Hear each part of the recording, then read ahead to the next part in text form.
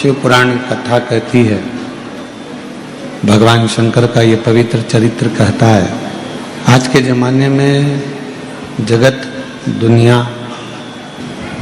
शरीर में आग लगाने वाले को ढूंढ रही है। घर में एक बेटा हो जाए जो शरीर में अंत समय में हमें अग्नि दे दे।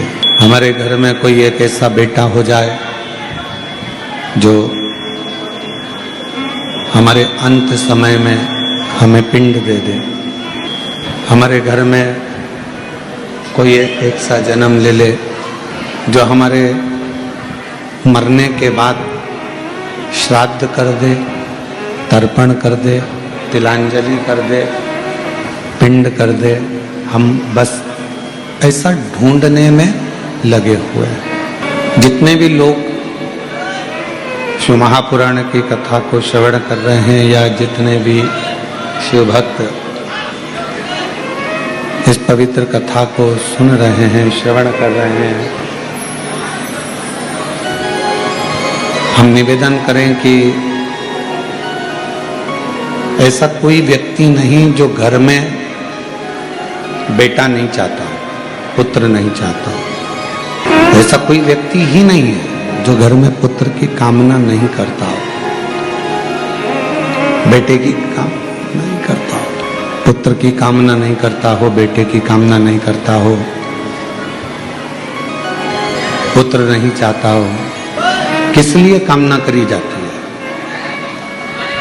एक पुत्र की कामना इसलिए करी जाती है कि हमारा जब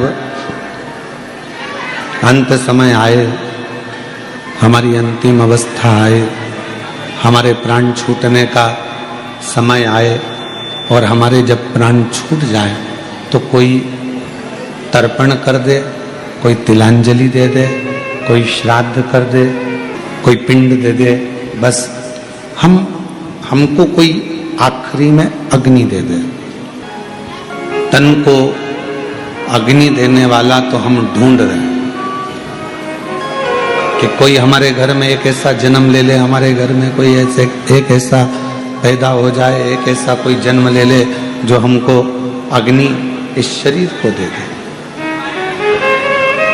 पर शिव महापुराण की कथा कुछ और कहती है। डीले कम करके प्लेन करो। शिव महापुराण की कथा वर्णन करती है कि अग्नि देने वाला तो बहुत संसार में लोग मिल जाएगा, अंतिम संस्कार करने वाले भी ढेरों लोग संसार में मिल जाएंगे, पर अज्ञानता को मिटाने वाला संसार में बहुत कम मिलेगा।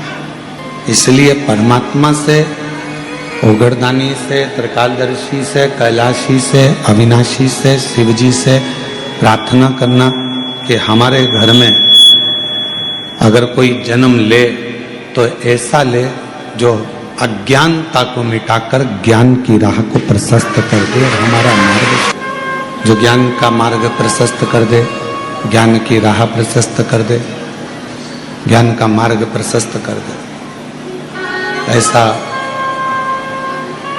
कोई हमारे परिवार में, हमारे कुटुंब में, हमारे घर में जन्म। और यदि हमको हमारे घर में भी अगर ऐसा कोई जन्म नहीं ले तो फिर प्रयास करो कि शिव कृपा से, भगवान शंकर की करुणा से, दया से, उनकी उदारता से कोई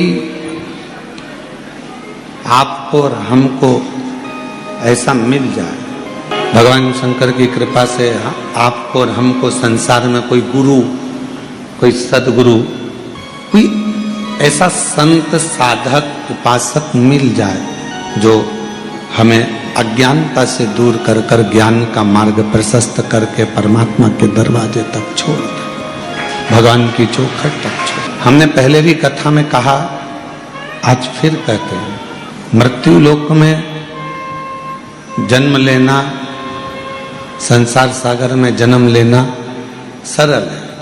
कोई आप पुण्य करेंगे, मृत्यु लोक में जन्म ले लेंगे। भगवत भजन करेंगे, स्मरण करेंगे, मृत्यु लोक में जन्म ले लेंगे। इस मृत्यु सागर में, संसार सागर में आप जन्म ले लेंगे।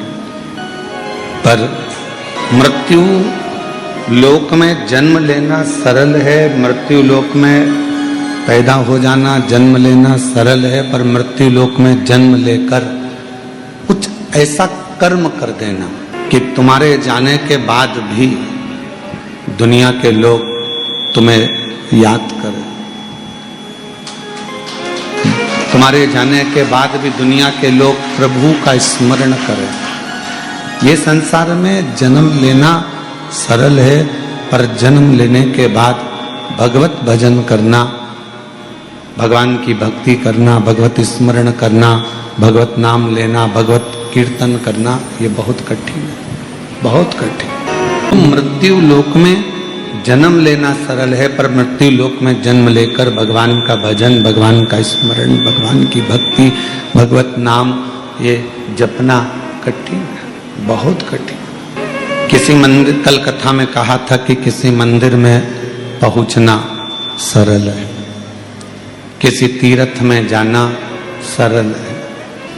माँ गंगा, यमुना, सरस्वती, कावेरी, मंदाकिनी, गोदावरी, सरयू, नर्मदा, क्षिप्रा, किसी पवित्र नदी के तट पर जाना सरल है।